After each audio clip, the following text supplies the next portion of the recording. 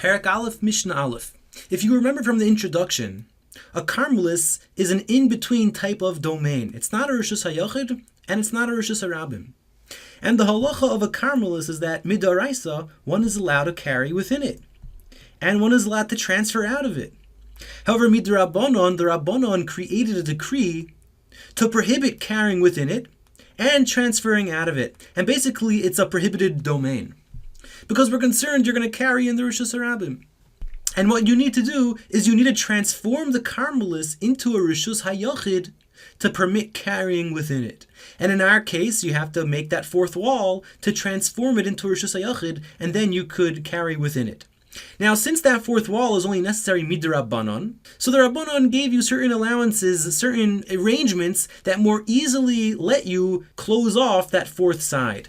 And one of those arrangements is called a korah. Now, a korah arrangement is basically just a beam going from wall to wall, a cross beam. And once you put up that cross beam, we consider that closing off the fourth wall, making it a Rishus HaYachid, and now you could carry within the mavoi. Now in this Mishnah we have a machlekes why the Rabbanon permitted you to use this korah arrangement, use this cross beam. According to the Tanna Kama, it acts as a recognition between Rishus HaRabim and the Karmelis. And therefore you're not going to come to confuse it with the Rishus HaRabim, you're not going to come to carry in the Rishus HaRabim. And since it's supposed to act as a recognition, well then if it's too tall and you won't be able to really see it, it's not doing its job. And if it's taller than 20 amas, then you have to reduce the height. However, Rabbi Yehuda is going to argue, and he says that the mechanism of a korah doesn't work as a recognition. Rather, it's because we consider it halachically extending down. We consider it mamish creating a fourth mechitza. And therefore, even if it's taller than 20 amas, we consider it extending down, closing off the fourth side, and creating a Rishus HaYachid. So let's read that inside. Mavoi, an alleyway, a mavoi. Shehu, that it, meaning the korah, meaning the crossbeam, shehu, that the crossbeam is gavoa, is higher, lumala me'eser mama, taller than 20 amas tall. So therefore, that korah arrangement is not doing its job as a recognition, and therefore yimayid, you have to reduce the height to close off the fourth side with a korah.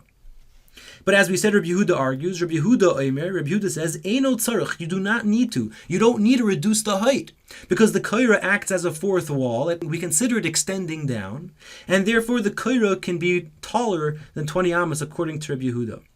Now, whether you hold that a korah could be taller than 20 amas like Rabbi Yehuda, or it needs to be less than 20 amas like the Tanna Kama, either way, this korah arrangement does have its limitations.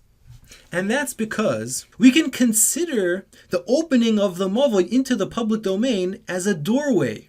You know, you have a wall here and you have a wall here, and we can consider it a doorway. So we allow you to easily put that crossbeam on it, which either acts as a recognition or as a fourth wall, and we allow you to then carry in the mavoi. But if the entranceway is so wide, meaning the area from here to here is so wide, and it's wider than 10 amas, it's wider than 10 amas, so we cannot consider this a doorway anymore, and rather it's like a breach. And therefore, the korah arrangement is insufficient. And what you need to do is either you need to reduce the width of the entranceway so that we can consider it a doorway, and then we allow you to use the korah arrangement, or if you want to keep that wide entrance, you need a better arrangement. And what you need is something called a tzuras HaPesach. A tzuras HaPesach is basically just a makeshift doorway. So you need to have a beam on this side, and then a beam on this side, and then place some type of string or board across it. And then you have this makeshift doorway, and then even if the entrance is wider than 10 amas, we allow you to carry in the mavoi, because we consider a tzuras HaPesach as a kosel, as a fourth wall, as a mechitza. So let's read that inside.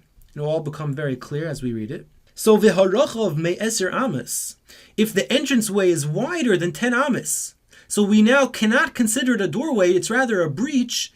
So yimayit, you have to reduce the width if you want to use the korah arrangement. However, if you want to keep that wide entrance into the public domain, then you need a better arrangement. The tzuras HaPesach, the makeshift doorway, as the Mishnah goes on and says, V'im yesh lo tzuras HaPesach, but if you have a tzuras HaPesach, a makeshift doorway, then afal pi shehu rochav me'eser amas, then even though the entrance is wider than 10 amas, ein tzarich l'mayit, you don't need to reduce the width, because the tzuras HaPesach arrangement works even though it's wider than 10 amas, because we consider it a fourth wall. Now it's your turn to read the Mishnah.